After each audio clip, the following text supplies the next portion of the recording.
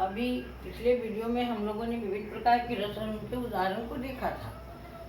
उसमें हम 8 रस की चर्चा मैं कर चुकी थी, उसकी परिभाषा और उदाहरण के साथ, क्योंकि उदाहरण उसका जानना आपको बहुत जरूरी है, याद करना जरूरी है, क्योंकि वो प्रश्न में आता है कि श्रृंगार रस का उदाहरण दें, करुण रस का उदाहरण दें, वीर रस का उदाहरण दें। इसीलिए उस उदाहरण को जो मैंने आपके सामने रखा है, छोटे छोटे उदाहरण है, उसको अगर आप याद कर लेंगे तो 1 नंबर के प्रश्न आपके तैयार हो जाएंगे। तो उसी कड़ी में मैं आगे आ रही हूँ। 9वां नंबर रस, अद्भुत रस। ठीक है, तो अद्भुत रस का स्थायी भाव है विस्मय। विस्मय का मतलब क्या होता है? आश्चर्य। किसी चीज को देखकर मन आश्चर्य हो, तो जहाँ आश्चर्य का भाव हो, विस्मय का भाव हो, वहां पर हमें अद्भुत रस की प्राप्ति होती है। आपको पता है कि यशोदा माँ कृष्ण को बहुत प्यार करती थी। कृष्ण नटखट थे। बचपन में मिट्टी जब खाए तो माँ ने उनको अपना मुंह खोलने के लिए कहा था, और जब कृष्ण ने अपना मुंह खोला तो भगवान का विशाल रूप सामने नजर आया, क्योंकि पूरा ब्रह्मांड उसमें नजर आ रहा था।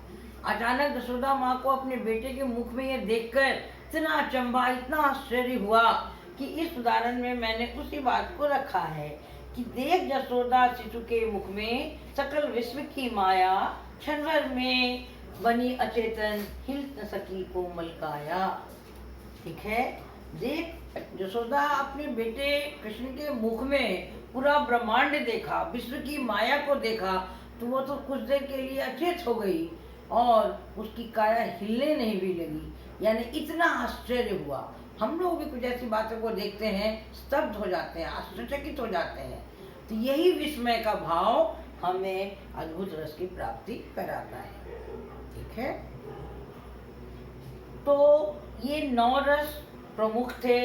2 और रस जो कि वो रति के अंतर्गत ही आते हैं, वात्सल्य प्रेम और भक्ति प्रेम, परंतु कुछ व्याकरण काव्याचार्यों ने इसे अलग रखा है, इसीलिए उस दृष्टि से हम वात्सल्य रस की ओर आ रहे हैं। मैंने बताया था कि वात्सल्य रस का स्थायी भाव है वत्सलता, यानी संतति प्रेम, बच्चों के प्रति प्रेम, बच्चों की क्रियाकलाप को लेकर जो मन में खुशी होती है, प्रेम होता है, उसी भाव को इसमें दर्शाया गया है।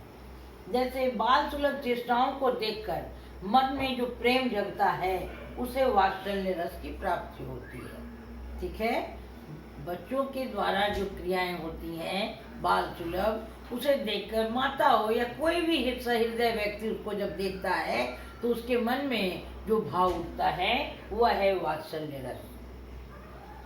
ठीक है, यहाँ भी कृष्ण यशोदा से ही जुड़ी हुई उदाहरण आपके सामने मैं रख रही हूँ कि यशोदा हरि पाल ने झुलावे, हलरावे दुलरावे, जोई सोई कछु गावे, मेरे लाल को आऊ न निंदिया, काहे ना निसुआवे। अर्थात अब माता अपने बच्चों को सुलाना चाह रही हैं। एकदम स्वाभाविक वर्णन वहाँ पर यशोदा माता के द्वारा हुआ है, और यह उनकी बच्चों की जैसे सोता है बच्चा जगता है, उस तरह की स्थिति में वहाँ स्पष्ट रूप से वात्सल्य रस की प्राप्ति हो रही है। ठीक है, और अंतिम जी भक्ति रस। अब भक्ति साहित्य पढ़ने वाले एक पूरे काल है भक्ति काल, और जिसमें भक्ति परक कवियों की अनगिनत संख्या है। इसलिए हम जहाँ भगवत प्रेम का भाव हो वहाँ भक्ति रस की धारा प्रवाहित होती है। जहाँ ईश्वर के प्रति प्रेम प्रदर्शित हो वैसा रस हमें भक्ति रस के श्रेणी में हम उसको रखते हैं।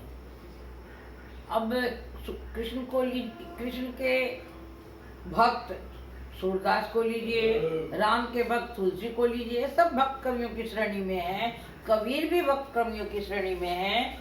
लेकिन यहाँ मैंने एक मीरा की भक्ति को प्रकट करना चाहा है एक छोटी पंक्ति में कि मेरे तो गिरधर गोपाल दूसरों न हुए।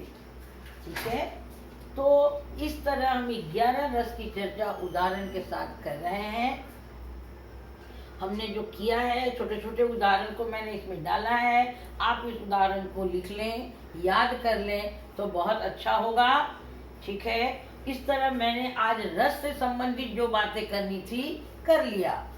और अगर इसमें कोई समस्या आपको लगती हो, कुछ और आप चाहते हो, तो आप मुझे पूछ सकते हैं मुझसे, मैं उसका फिर से निराकरण करूंगी। अभी थोड़ी सी बात इस पर प्रश्न पत्र के रूप में कर रहे हैं कि अभी शुरू हम लोग वाक्य से किए थे। वाक्य, वाच्य, पद परिचय, ये 3 मिल करके हमने 12 अंक के प्रश्न की चर्चा कर लिया था। अभी आपके सामने रस से 4 अंक के प्रश्न किस प्रकार से होंगे उसकी थोड़ी चर्चा कर रहे हैं। जैसे एक प्रश्न होगा, रस को पहचाने, यानी उदाहरण दिया रहेगा काव्य का कोई, और आपको उस पहचान करके रस के नाम लिखने रहेंगे।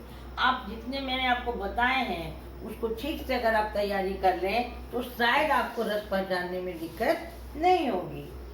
दूसरा होता है कि उदाहरण देना होगा। अब रस का नाम दिया हुआ है कि वीर रस का उदाहरण दे, भक्ति रस का उदाहरण दे, शांत रस का उदाहरण दे। आपको मैंने उदाहरण तो लिखा ही दिया है, एक कोई भी उदाहरण जो भी पूछेगा आप उसमें डाल सकते हैं। ठीक है, एक तरह के प्रश्न होते हैं इस प्रकार कि मैंने पहले भी बताया कि रस का स्थायी भाव क्या है। सारे रस के नाम आपको मालूम और सारे स्थायी भाव भी मालूम। तो स्थायी भाव रस दिया रहे तो स्थायी भाव का नाम आपको बताना होगा, जिसको अगर आप याद कर लेंगे तो बिल्कुल सरल है, इसमें पूरे के पूरे अंक मिलने की गुंजाइश होती है। उसी तरह चौथा नंबर कि स्थायी भाव से किस रस की निष्पत्ति होती है, हो रही है, ये भी आप बता देंगे। वो तो मैंने आपको पहले ही प्रश्न बताया था कि एक तरफ स्थायी भाव, एक तरफ रस है। इन दोनों को मिला के अगर आप 22 प्रश्न बना लेते हैं तो इन दोनों प्रश्न यानी 2 अंक के प्रश्न के उत्तर आपको आसानी से मिल जाएंगे। ठीक है, और कभी कभी किसी भी रस की परिभाषा पूछ देता है, जैसे श्रृंगार रस की परिभाषा पूछ दिया, वीर रस की परिभाषा पूछ दिया, तो ये तो मैंने आपको बता ही दिया है। ठीक है, ये कभी कभी ही होता है। तो इस तरह मैंने रस से संबंधित 4 अंक के जो प्रश्न हैं उसका मैंने विस्तार से आपको वर्णन कर दिया, बता दिया है। और पूरी उम्मीद के साथ अगर आप इसकी तैयारी कर लेंगे तो आपको व्याकरण के 4 अंक रस से तो कटेंगे ही नहीं।